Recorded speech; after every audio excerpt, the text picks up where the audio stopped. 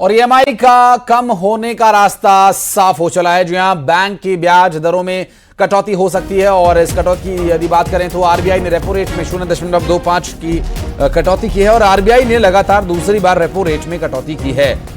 Repo rate जो कि EMI और ब्याज तय करने के लिए कैलकुलेट किया जाता है, ऐसे में ईएमआई कम होने का रास्ता अब साफ हो गया है। बैंक के ब्याज दरों में कटौती हो सकती है क्योंकि रेपो रेट में 0.25% की कटौती की गई है आरबीआई के द्वारा और दूसरी बार लगातार रेपो रेट कम किया गया है।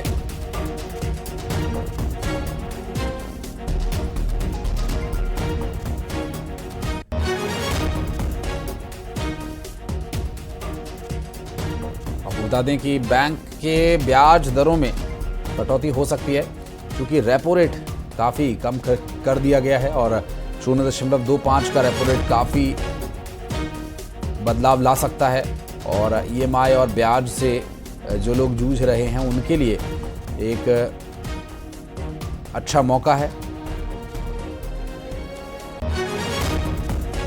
और ऐसे में ईएमआई कम होने का रास्ता साफ हो गया है। लोग जो क्रेडिट कार्ड्स यूज़ करते हैं या बैंक से लोन लिया हुआ है तो इस पर प्रभाव इसका पड़ेगा और आरबीआई ने दूसरी बार लगातार ये कदम उठाया है। रेपो रेट में कमी जो लोगों को फायदा देगी।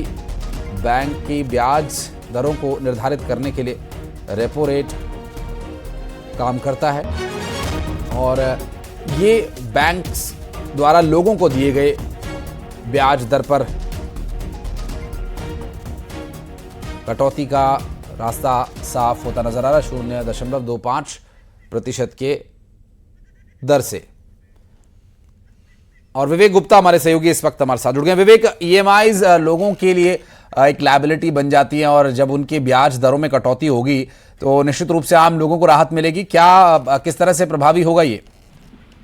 देखिए, बिल्कुल सही कहा आपने। आज आरबीआई इस पे रेपो रेट का जो रेट है वो तय करने वाली है और उम्मीद सबकी यही है कि रेपो रेट में कि जो आरबीआई जो है रेपो रेट में कमी करेगा। अगर रेपो रेट में कमी होती है तो ये आम जनता के लिए काफी फायदेमंद होगा क्योंकि जो ईएमआईज हैं वो उसकी रकम ऑटोमेटिकली कम हो जाएगी। तो सबकी उम्मीदें यही हैं कि जो रेपो रेट जब आरबीआई गवर्नर प्रेस कॉन्फ्रेंस करेंगे, रेपो रेट तय करेंगे, तो सबकी उम्मीदें हैं कि रेपो रेट कम हो। अगर रेपो रेट कम होती है तो ये काफी राहत भरी बात होगी आम जनता के लिए क्योंकि उनकी ईएमआई जो लोन्स की जो ईएमआई होती हैं उसमें भी उनके जो अमाउंट है उसमें फर्क पड़ेगा निश्चित रूप से। और इस ब्याज दर की जो कटौती है 0.25 की गई है, इस पर लोगों को तो लाभ मिलेगा ही।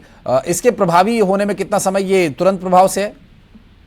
ये देखिए, जब भी रेपो रेट में कुछ भी चेंजेस होते हैं तो वो इमीडिएट इफेक्ट से होते हैं। यही वजह है कि अनुमान लगाया जा रहा था कि जब आरबीआई के गवर्नर आज प्रेस कॉन्फ्रेंस करेंगे तो रेपो रेट में कमी करेंगे तो 0.25% में जो कमी आई है तो कहीं ना कहीं ये इफेक्ट से होती है क्योंकि जो लोन्स हैं वो हर महीने जाते हैं और ईएमआई जो है वो हर महीने जाती है।